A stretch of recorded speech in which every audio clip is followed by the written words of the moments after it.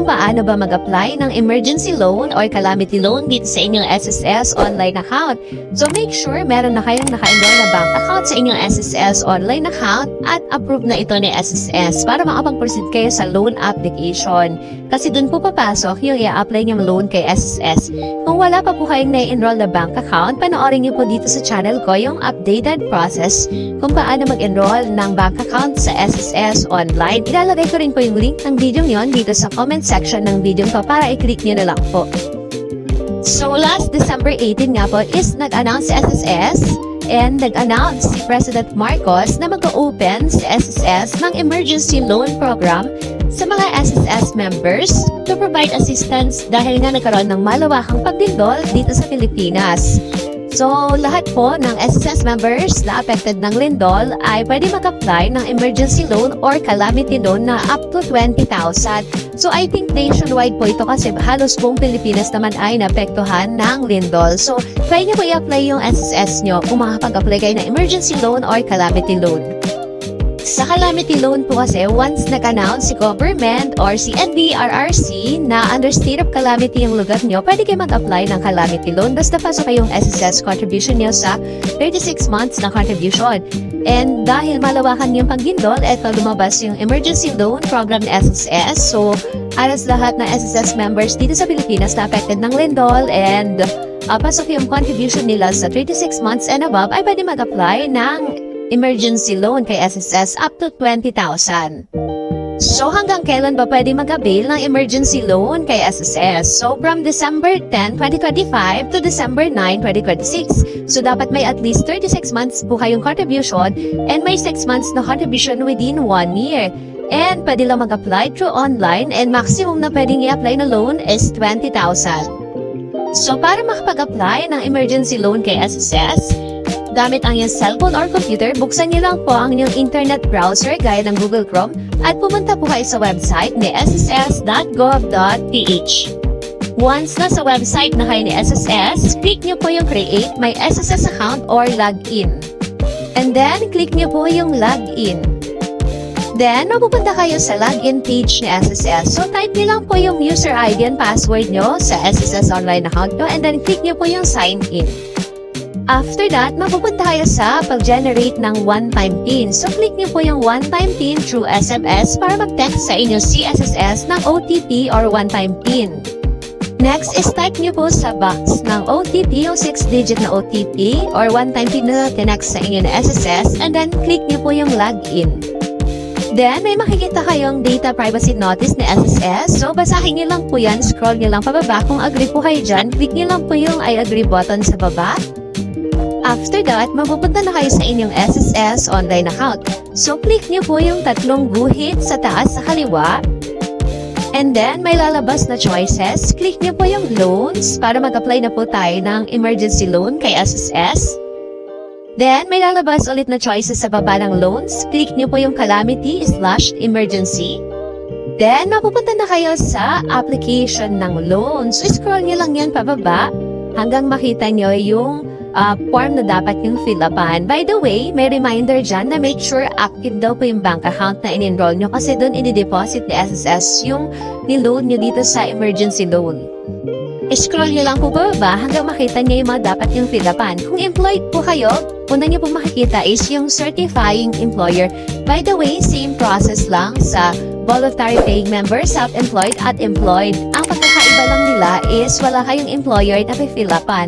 Pag employed kayo, may employer kayong pipilapan. Sa mga self-employed OFW, wala po nitong certifying employer. Okay lang yan kung wala kayong makita na ganito. And dyan naman po sa certifying employer na box, wala na po kayong dapat i-fill up dyan. Double check nyo na lang kung tama yung information kasi automatic na may fill up yan. So check nyo kung yan ba yung current employer nyo na naguhulog ng SSS nyo ngayon, kung saan kayo nag-work ngayon. So automatic andyan na yung details ng company na pinag-workan nyo ngayon at naguhulog ng SSS nyo. So scroll nyo ulit pababa hanggang makita nyo tong loan amount and disbursement. So, click nyo lang po yung arrow pababa dun sa calamity/emergency na box and then select nyo kung ano yung i-apply yung loan. Normally, pagpipilian dyan, emergency loan or calamity loan. So, dito, emergency loan lang yung option ko kasi wala namang calamity loan na dineclare emergency loan lang. So, automatic nakalagay na dyan yung emergency loan. And sa box naman ng loanable amount, i-select nyo lang din po kung magkano yung gusto nyong i-loan. Maximum na pwedeng i-loan is 20,000. So, ito na po yung pinakamalaking pwedeng i-loan sa emergency loan. Kung gusto nyo mas bababa, select nyo lang yung arrow pababa, and then select nyo kung anong amount. Automatic kung ano yung pinakamalaking amount, yan ay lumalabas dyan sa box na yan. And doon naman sa box ng disbursement bank, i-click nyo lang din yung arrow pababa para i-select nyo kung saang bank account nyo ipapadeposit yung emergency loan nyo. By the way, same process lang ang application sa pag-apply ng calamity loan at emergency loan. Isi-select nyo lang kung ano yung type of loan nyo. So dito sa example, emergency loan dahil wala naman akong qualified na calamity loan. So once na-fill upan nyo na lahat ng information dyan sa loan amount and disbursement, malalagyan ng check sa gilid sa kanan. So once okay na yung mga information, click nyo lang po yung arrow pa kanan sa baba. After that, may lalabas na undertaking for emergency loan. So once agree naman kayo dyan, click nyo lang yung I confirm sa baba para malagyan ng check and then click nyo po yung OK button sa baba. Next is mapupunta na kayo sa disclosure statement. So, click nyo lang yung open para i-download nyo yung disclosure statement nyo. So, yun po yung summary ng hulog nyo or babayaran nyo dito sa inyong emergency loan. So, screenshot nyo na lang yan kasi yung ibang employer humihingi ng copy niyan bago i-approve ni employer or ni company yung SSS application, yung loan application kay SSS. So, screenshot nyo na lang para may copy kayo ng mga kaltas na dito kay SSS para sa SSS loan nyo at mabigay nyo rin yung copy nito sa inyong company para makaltasan po kayo. Once na-download or na-screenshot nyo na yung disclosure statement nyo, balik lang kayo ulit sa SSS website dun sa pinag-downloadan nyo ng disclosure statement and then scroll nyo lang pababa and then click nyo po yung I have read para malagyan ng check and then click nyo po ulit yung next button sa bandang baba sa kanan para mag-proceed na tayo sa next step. Then, lalabas dyan yung summary ng emergency loan nyo. Double check nyo na lang yung amount. Andyan din yung net proceed. And then yung information nyo, yung company information kung saan kayo nag-work. Double check nyo kung tama. I-scroll nyo lang po pababa. And then may makikita kayo dyan na note na loan proceed will be credited to your bank account. Double check nyo yung bank name and yung account number kung tama. And then may nakalagay dyan na certification, agreement, and promissory note. Basahin nyo po yan kung agree kayo. And then scroll nyo lang ulit pababa. At kung agree naman po kayo, click nyo lang yung box na I hereby confirm para malagyan ng check and then click nyo lang po ulit yung next button sa baba sa kanan.